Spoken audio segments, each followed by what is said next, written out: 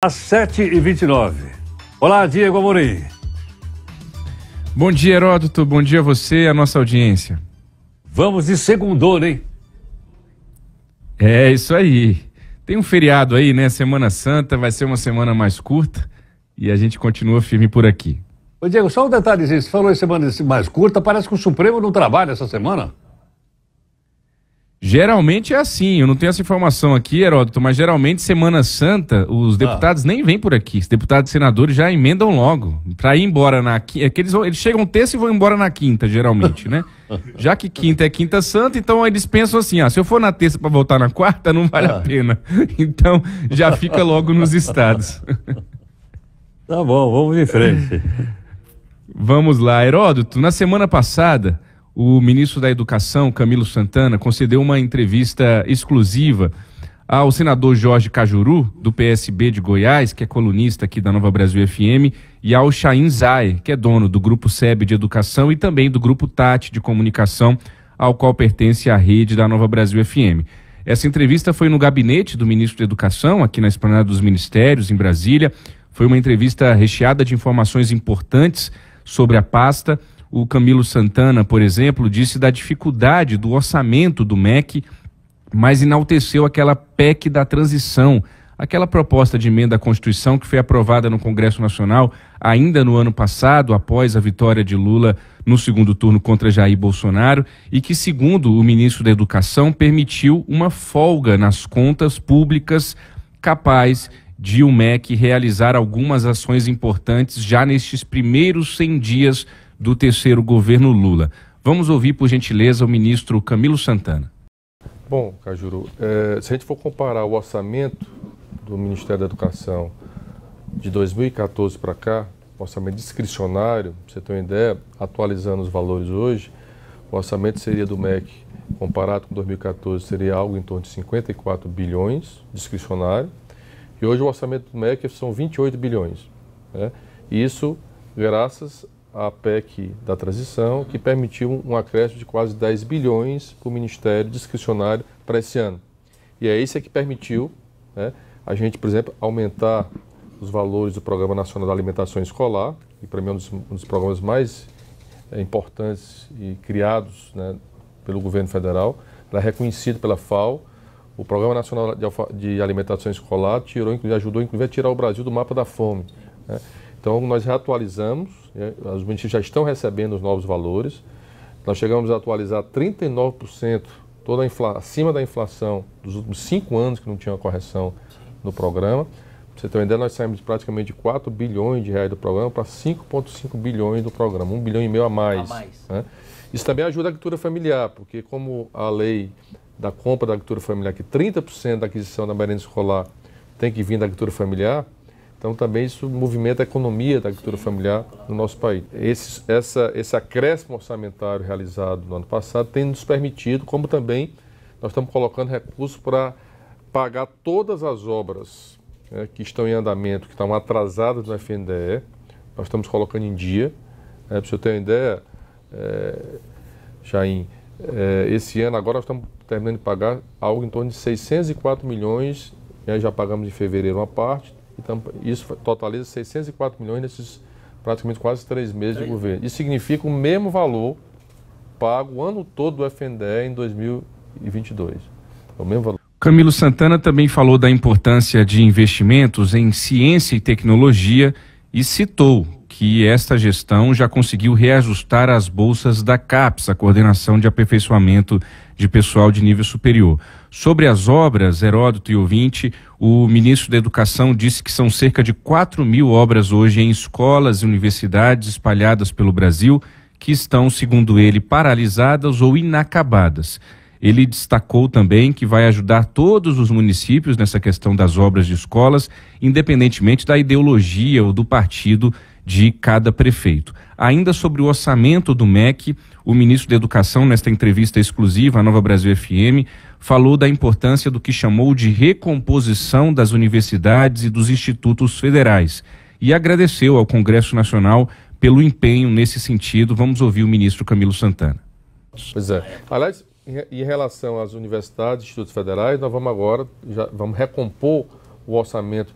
Você sabe que as universidades sofreram muito nos últimos anos na questão orçamentária.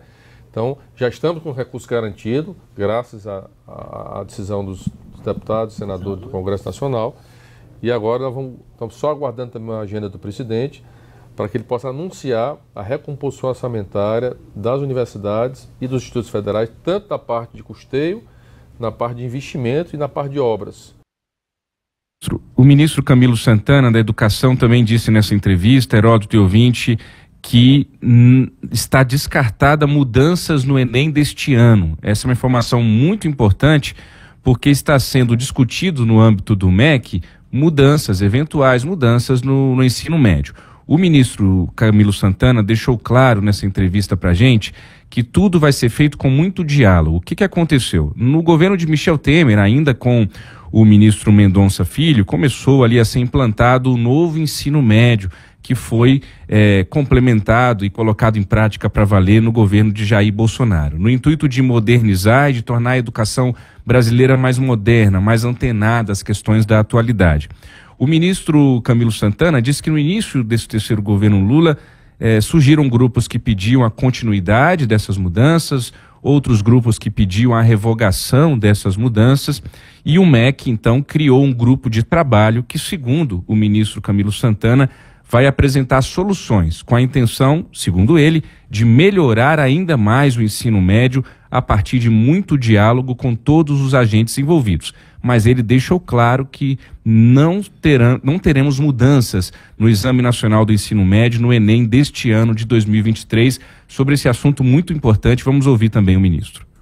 Nós criamos um grupo de trabalho, né, representantes dos estados brasileiros, secretários, representantes do Conselho Nacional de Educação, representantes do Fórum Nacional, que representa os professores, alunos e especialistas da área, para que a gente pudesse fazer um bom diálogo, um bom debate, uma discussão, para saber o que eu defendo é que a gente precisa aperfeiçoar, identificar onde é que estão os problemas, onde é que estão os gargalos, as dificuldades da implementação desse modelo, avaliar tudo isso e propor as soluções e medidas necessárias.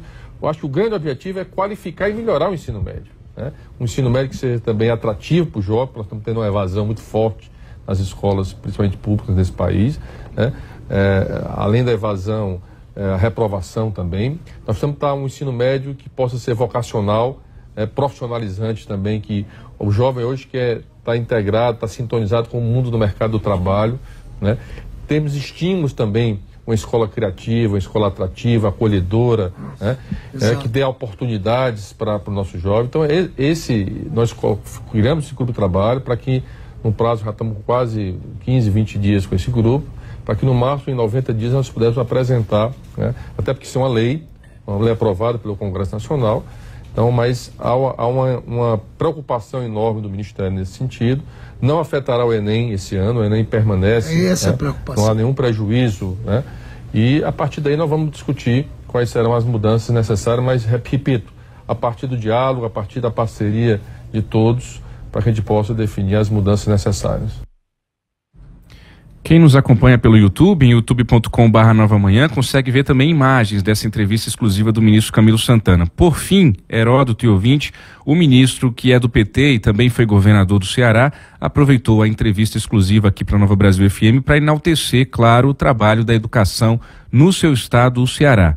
Ele destacou alguns pontos e disse que, na medida do possível, vai tentar levar para o cenário nacional aquilo que deu certo lá no Ceará. Vamos ouvir pela última vez o ministro Camilo Santana.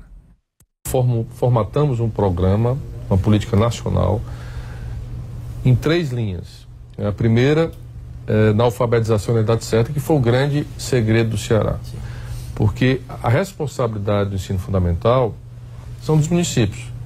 Mas se você não trata a qualidade do ensino fundamental, você acaba comprometendo quando esse aluno chegar ao ensino médio. Esse aluno já chega no ensino médio, que é a responsabilidade do Estado, com baixo nível de aprendizado.